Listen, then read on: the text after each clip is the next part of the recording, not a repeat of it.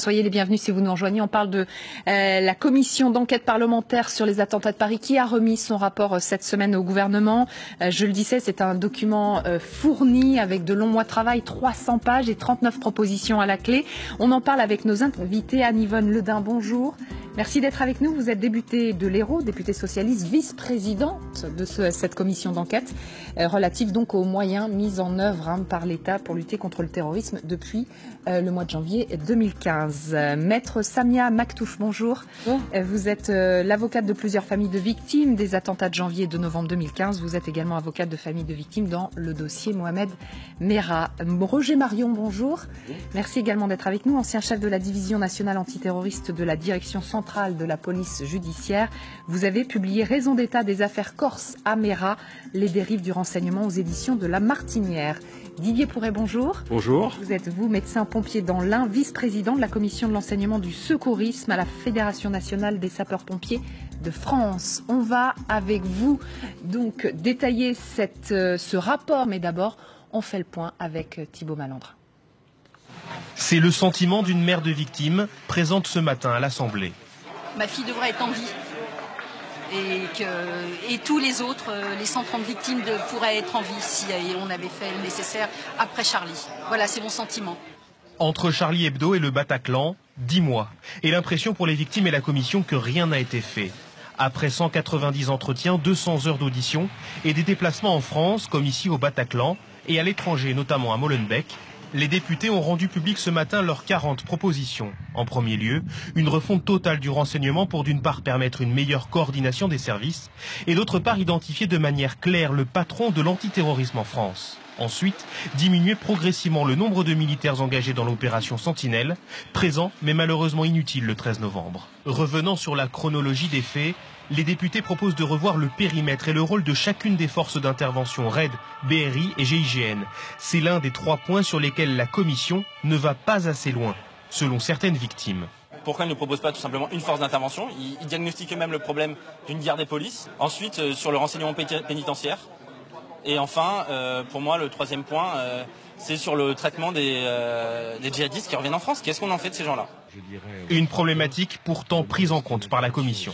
On ne peut pas laisser ces gens au prétexte qu'ils n'ont pas commis d'actes, alors que nous savons qu'ils reviennent des théâtres extérieurs, nous savons qu'ils sont radicalisés, nous ne pouvons pas les laisser dans la liberté totale, c'est pas possible. Les députés préconisent une réponse judiciaire plus forte pour les personnes condamnées pour des faits de terrorisme et une meilleure prise en charge des victimes, notamment sur le long terme. C'est maintenant au gouvernement de décider de mettre ou non en application ces mesures. Anne-Yvonne Ledin, on l'a entendu avec cette mère d'une jeune femme tuée dans les attentats du Bataclan. Cette impression que rien n'a été fait en 10 mois, entre janvier 2015 et novembre 2015, c'est visiblement un sentiment qui avait été partagé par une partie des membres de cette commission. Oui, plus ou moins, parce que c'est quand même pas une situation très simple. Elle n'est pas spéciale à la France, elle est quand même mondiale. Donc elle est mondiale et on l'a vu avec les attentats qui viennent de se produire partout ailleurs, y compris dans des pays musulmans.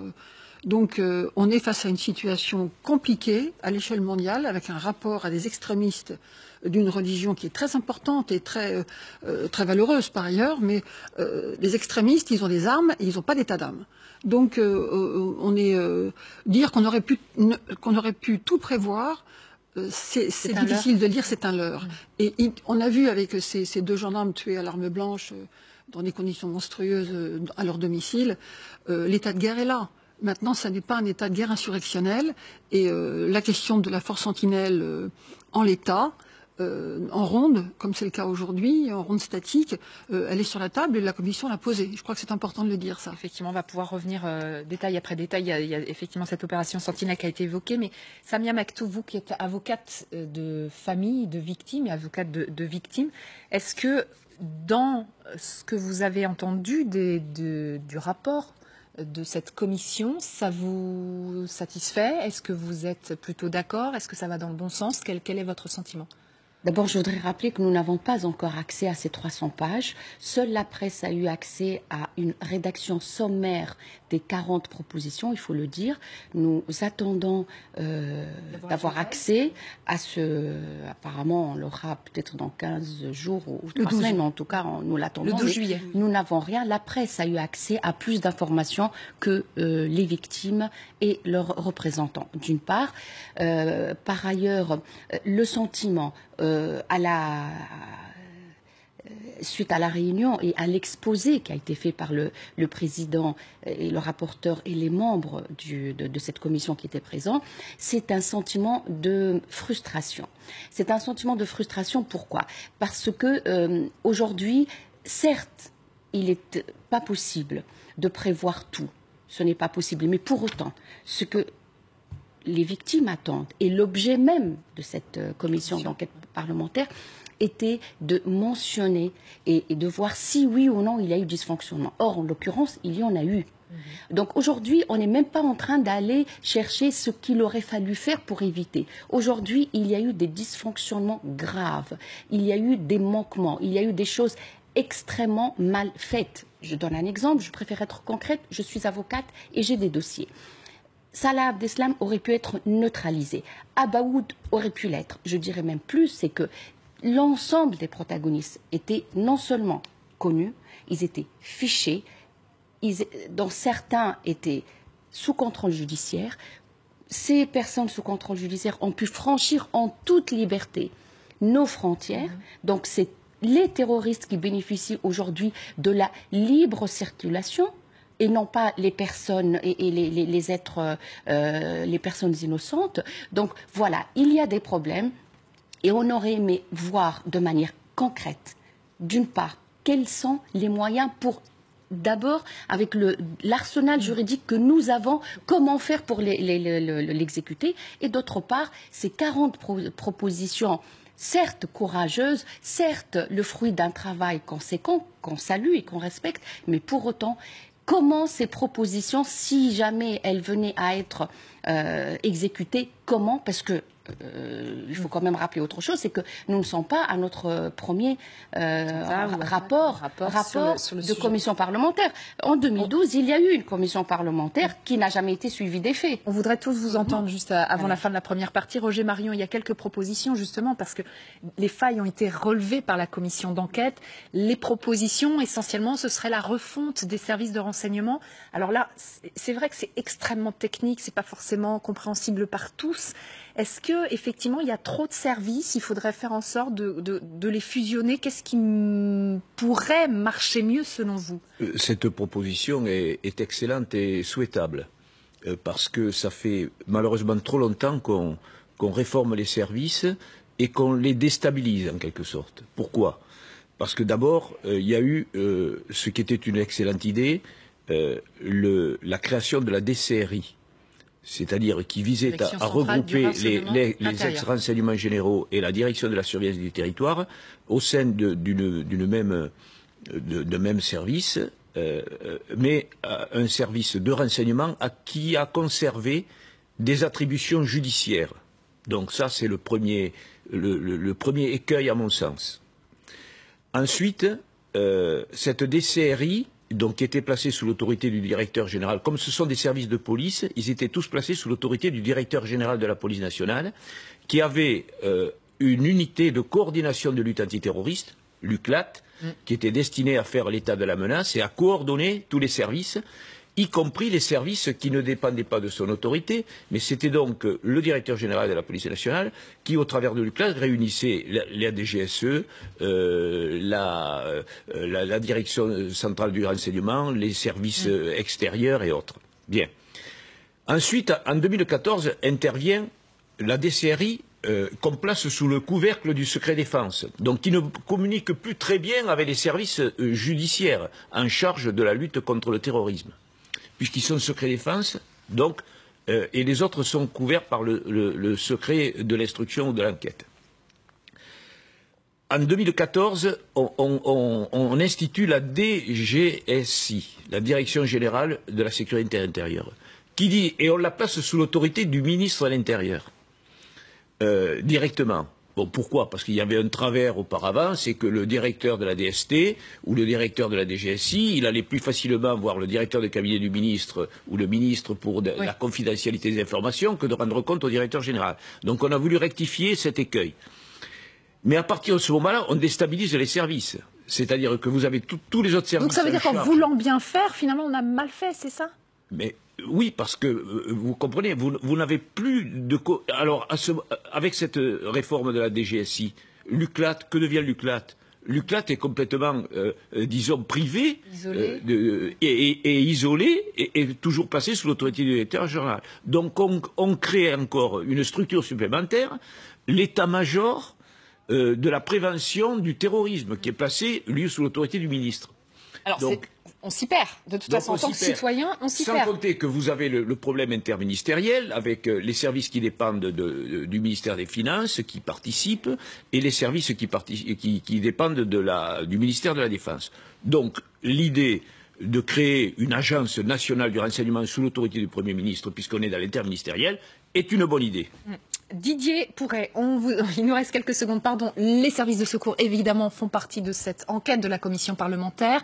Il y a eu un gros problème, c'était l'évacuation. Les victimes n'ont pas pu être évacuées. Est-ce que ça peut être amélioré, selon vous, assez facilement? Est-ce que des erreurs ont été commises? Alors, je ne pense pas qu'il y ait eu d'erreur de commise au niveau des secours. Ce qu'il y a, c'est que on était très organisé au niveau secours sur tout ce qui est plan nombreuses victimes, je dirais traditionnel. Ce qu'il y a, c'est l'irruption de la guerre dans notre paysage. Je ne vais pas dire habituel, mais connu, et donc forcément une certaine désorganisation ou une certaine inquiétude. Et voilà. Par contre, dès que les victimes ont été prises en charge, la chaîne des secours s'est bien organisée, a emmené les victimes les plus graves rapidement dans les hôpitaux qui permettaient de faire les soins de contrôle des hémorragies très rapidement. Et tout le problème, c'est les premières minutes aussi, qui font que le citoyen doit aussi être acteur des secours. Anne-Yvonne Ledin, tout à l'heure, Roger Marion parlait des différents services de renseignement français. On a l'impression qu'il y a l'arsenal qu'il faut, qu'il y a suffisamment de services, mais à chaque fois vous parliez dépend du ministère de l'Intérieur, dépend du ministère de la Défense, il y en a qui dépendent aussi du ministère de l'Économie et autres. Mais comment ça fonctionne tout ça si ça ne dépend pas de la même D'où l'intérêt de la proposition de la Commission, c'est de créer une agence qui elle, aura une fonction opérationnelle. Après, les renseignements, ils viennent de tout un tas d'endroits. D'ailleurs, la proposition aussi est de dire qu'il faut remettre du renseignement territorial sur tous les territoires en France qui ont été enlevés. Donc c'était le fameux renseignement de proximité de DRG, supprimé en 2008 par Nicolas Sarkozy. Voilà. Ce qui avait été supprimé, et donc il faut absolument remettre, parce que moi, je suis député de Montpellier, on sait très bien que les premiers Français qui sont morts au djihad, ce sont des jeunes de l'UNEL. Donc il faut remettre du renseignement territorial partout. On a à Toulouse également, donc dans notre région Occitanie. Voilà, donc le renseignement territorial est fondamental. Après, la coordination. Alors, on peut faire une agence. Si c'est faire une agence pour coordonner des gens qui ne se parlent pas en se voyant une fois par an ou une fois par semaine, la grande question, c'est qui va dire quoi à qui et comment ça va être traité concrètement. Et l'autre grande question, c'est le lien avec les pays voisins et toute l'Europe. Donc la question évidemment de la Belgique, la question de Frontex, la question d'Europol, toutes ces questions-là, elles sont sur la table aujourd'hui. Et derrière, ne l'oublions pas, moi je suis favorable à cette grande Europe continentale que nous avons maintenant, que nous aurons maintenant, après le départ des Anglais, mais il faut travailler Schengen quand même.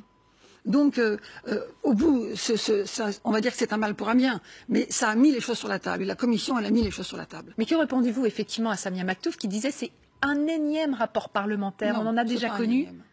C'est pas un énième rapport parlementaire. D'abord, il n'y en a pas eu tant que ça. Ensuite, à chaque fois, on fait des pas et on avance et on entend et on écoute. Et puis après, vous, les médias, vous nous interviewez, vous interrogez la Commission.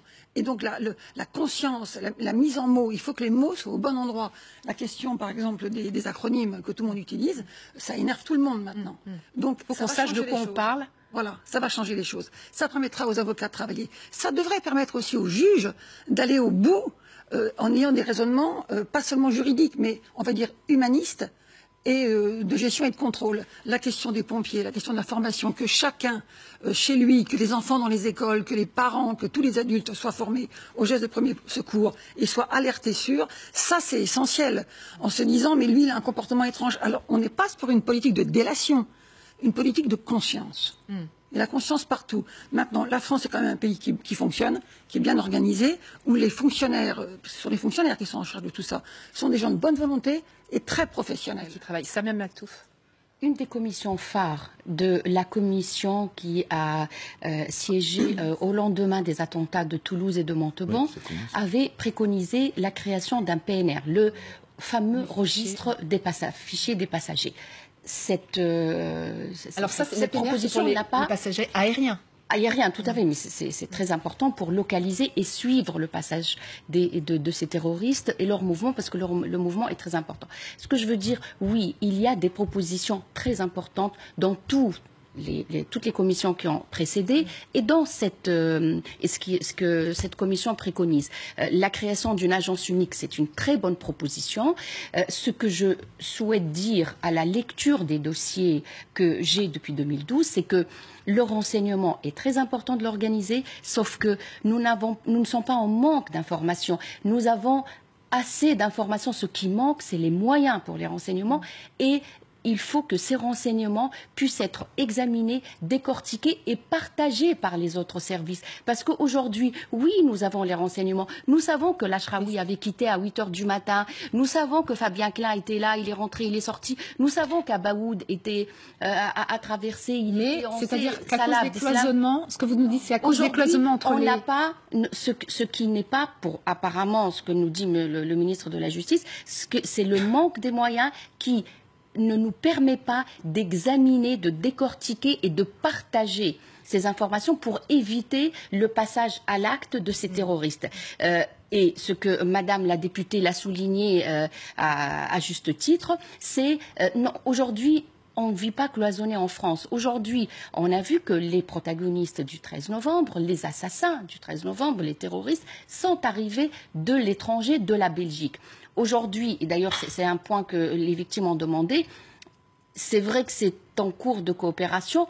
On veut une coopération active, interactive entre les services, que ce soit de justice et de renseignement français et belge. Voilà, il y a le comité, il y a un rapport qui a été rendu récemment, qui s'appelle le rapport du comité P, qui met en évidence des dysfonctionnements graves, notamment, je n'en citerai qu'un, le fait que les actions terroristes de Salah Abdeslam et de son frère ont été dénoncées à la justice et au parquet belge. La France n'a jamais eu connaissance de ça et le parquet belge ou le parquet français ne dispose pas aujourd'hui de ce rapport. De ce rapport-là.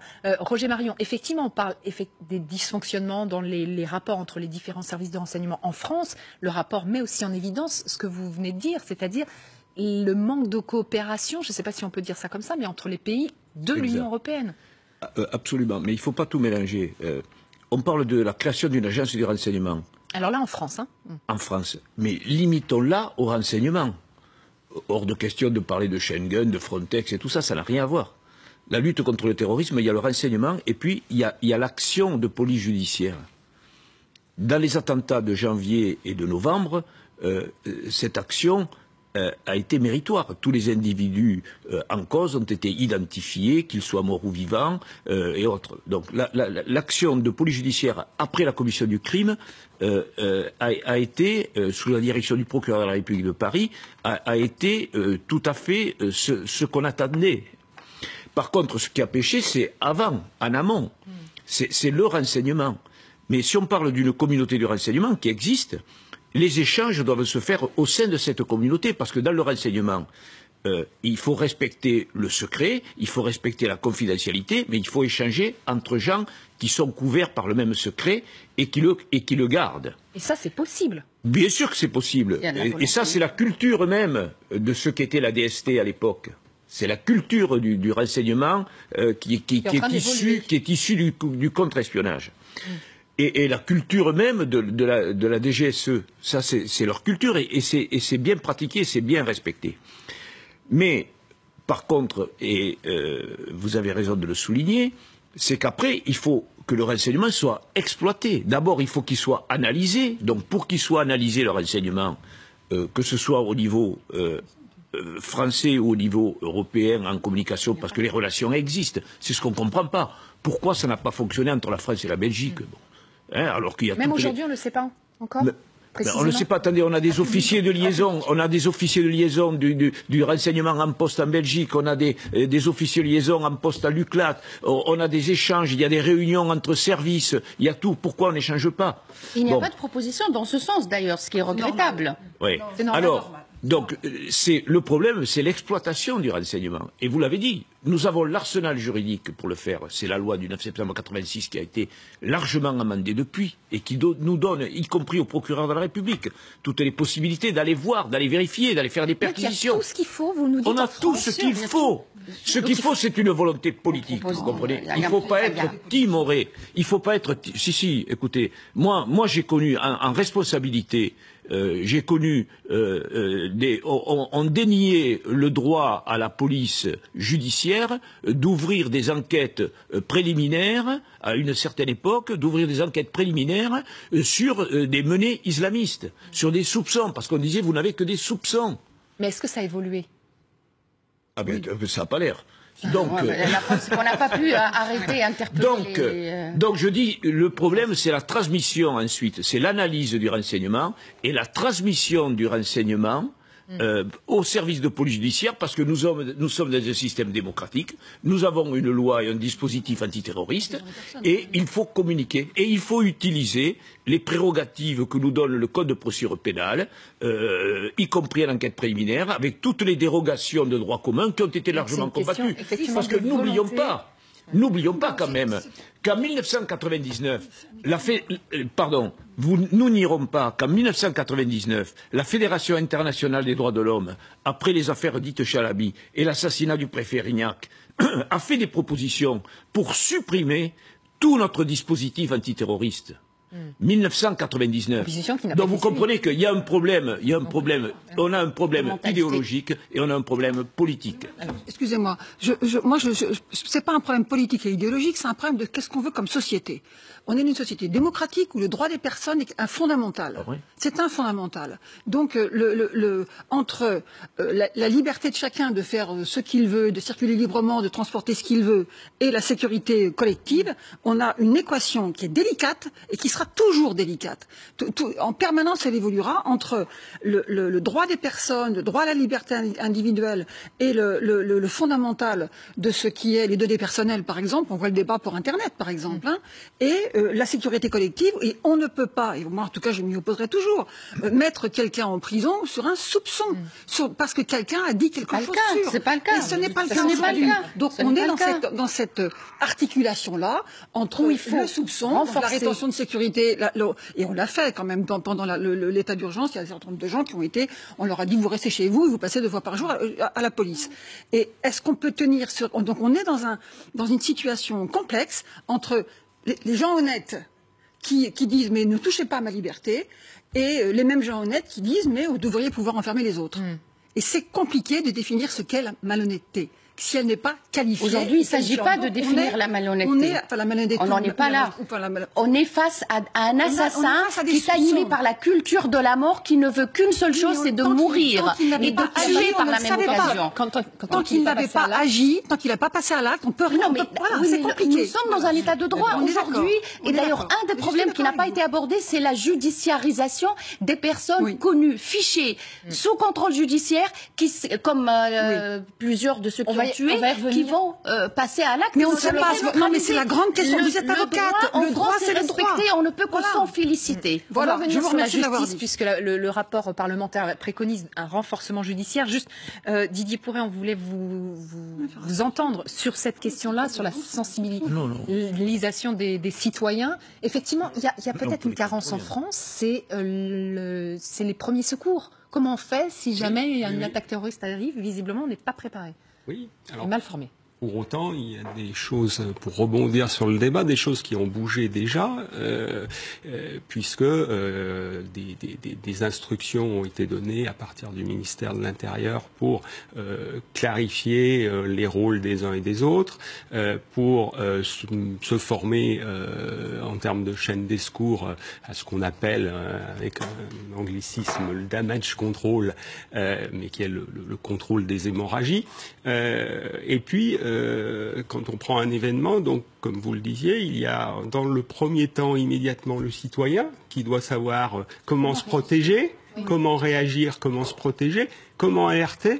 Et puis, faire quelque chose dans les premières minutes. Alors déjà, donc, comment réagir, comment se protéger, comment alerter? Est-ce que les affiches diffusées par le gouvernement après les attentats de novembre, dans tous les lieux publics, on les connaît, on va les voir ici.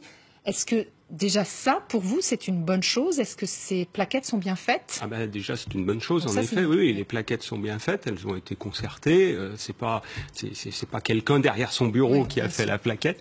Donc voilà, là, on sait comment réagir. Alors, vous l'avez dit, comment essayer de fuir, se cacher, réagir et alerter. Ensuite, effectivement, là je vous ai coupé la parole, si jamais donc on est témoin d'un attentat, qu'on voit des blessés, qu'est-ce qu'on peut faire? Il y a le massage cardiaque, il y a le saignement. Voilà, la première chose dans les premières minutes, c'est arrêter le saignement ou ralentir le saignement. Et tout ça, ça s'apprend. Ça s'improvise pas. C'est pour ça qu'il y a eu ces campagnes en février dernier d'information, formation aux gestes qui sauvent. Et ces campagnes vont se renouveler. Donc c'est 2 heures de temps où on apprend ce qu'il faut faire en cas d'arrêt cardiaque. Tout récemment, dans mon département, quelqu'un d'une 50aine d'années a fait un arrêt cardiaque. Son épouse a téléphoné au secours. Les secours lui ont indiqué, le SAMU, puisqu'elle a téléphoné au SAMU, ce qui est bien, lui a indiqué quoi faire. La famille a massé le monsieur. Les pompiers sont arrivés, ont placé le défibrillateur, puis l'équipe médicale est arrivée et puis la personne ressort ses jours de réanimation sans séquelles. Oui. Donc c'est vraiment essentiel ces premières minutes où chacun peut faire. Donc, quelque chose. Dans les 2 heures de formation, la formation au plus grave, l'arrêt cardiaque, quoi faire, en situation quotidienne comme en situation de l'attentat. Et puis le contrôle des hémorragies, qu'est-ce qu'il faut faire, la compression. Donc vous appelez chaque citoyen à suivre ces formations. Complètement. Aujourd'hui, on ne peut plus se permettre de ne pas suivre ce genre de formation. Oui, c'est l'enseignement. C'est vraiment l'objectif, c'est que chaque citoyen connaisse les premiers gestes à faire en cas d'accident majeur. On va revenir sur les médecins parce que dans le Bataclan, une fois que ce policier est rentré et a arrêté en tirant un des premiers assassins, les autres sont montés au 2e étage. Mais au rez-de-chaussée, au rez-de-chaussée, le corps médical est rentré, les secours sont rentrés, ils ont fait un nid, ce qu'on appelle un nid de soins, et qui a permis pendant les 3 heures qui ont suivi, pendant qu'il y avait quand même autour des gens qui avaient encore des flingues et la police qui arrivait pour travailler correctement.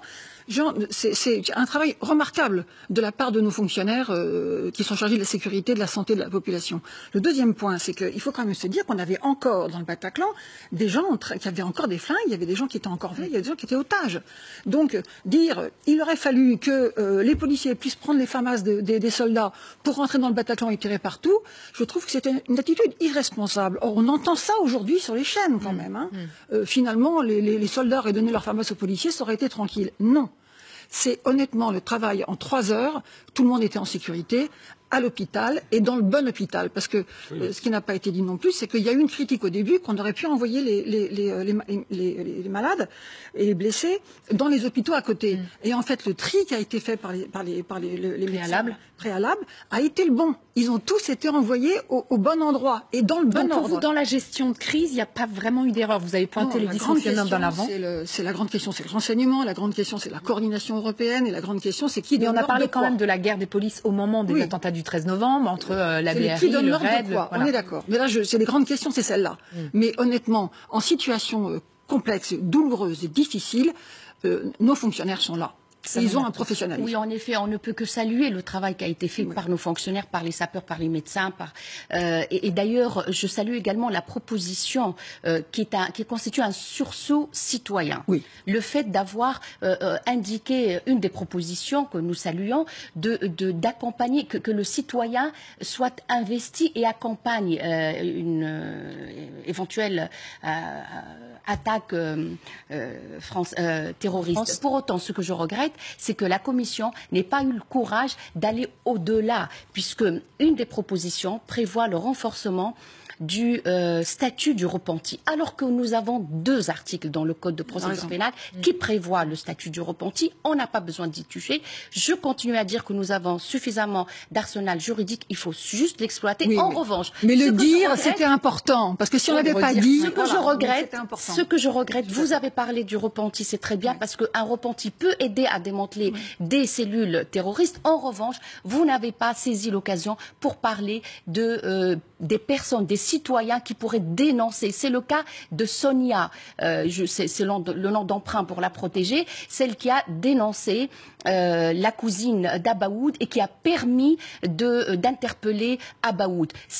Il n'y a aucune disposition dans le code pénal sur les protéger.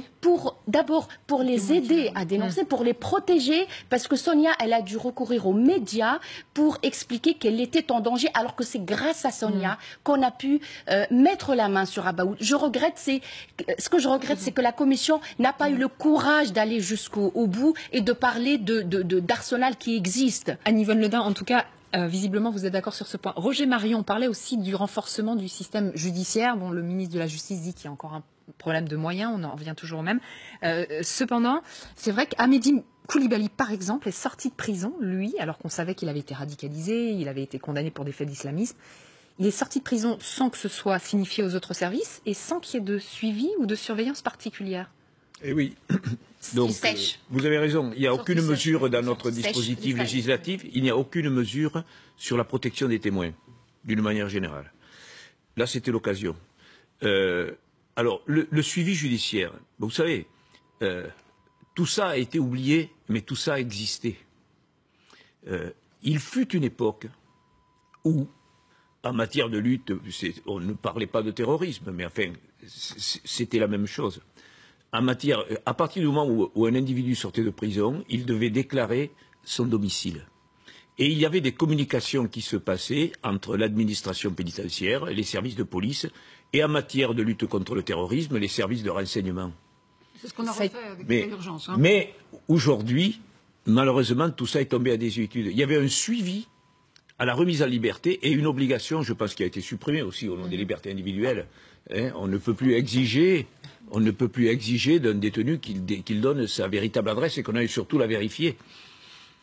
Donc, ça, vous le regrettez visiblement. Non, mais je dis que ce suivi, il était prévu, il existait, à une échelle moindre, certes, et qu'aujourd'hui, tout ça est tombé à désuétude. Alors, on ne va pas réinventer, tout ça existe, il suffit de le remettre en œuvre, et puis de demander aux gens en responsabilité de revenir aux fondamentaux, aux principes de base de la police, et c'est pas parce qu'une personne est remise à liberté après avoir purgé sa peine que obligatoirement elle doit être oubliée. Oui, on le rappelle, ce sont des propositions que le gouvernement n'est pas obligé de suivre, mais d'après vous, que va-t-il se passer? Je ne sais pas. Monsieur Cazeneuve a répondu à mon collègue Sébastien Pierre-Lasranta hier dans l'hémicycle dans une question au gouvernement, et le débat était un tout petit peu compliqué et tendu puisque il n'y avait pas résonance entre les deux.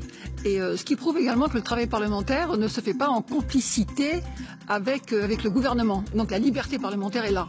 Et donc je crois que c'est important de le souligner de le rappeler. Merci infiniment. Je voudrais dire aussi quand même que, par exemple, pour revenir à ce que dit M. Marion, quand vous allez à l'hôtel en Belgique, vous remplissez un papier à l'entrée pour donner vos noms et adresses. Ça n'empêche pas les Belges d'être dans une sacrée mauvaise situation en matière d'enseignement. Ça ne les a pas empêchés d'arrêter les terroristes. Exactement. Voilà. Merci beaucoup. Merci pour cette conclusion. Merci à tous les quatre d'être venus en débattre.